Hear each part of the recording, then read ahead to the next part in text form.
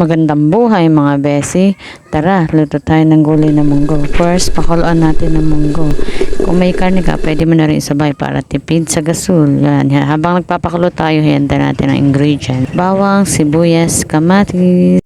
Yan, gisa na natin ang ating bawang. And then, lagyan na natin ang onion. After na maglusak ng onion, tomatoes. Lusakin din natin tomatoes para mas malasa siya sa ating gulay na munggo. Next, karne. Dahil tipid version to ng gulay na munggo, chicharon lang po ang ating ilalagay sa ating gulay na munggo. Next, lagay na natin ang ating chicharon. Dahil nga pinakuloan ko na siya bago ko igisa. Yan, madali na siyang maluto niyan. 2 to 3 minutes luto ng ating gulay na munggo.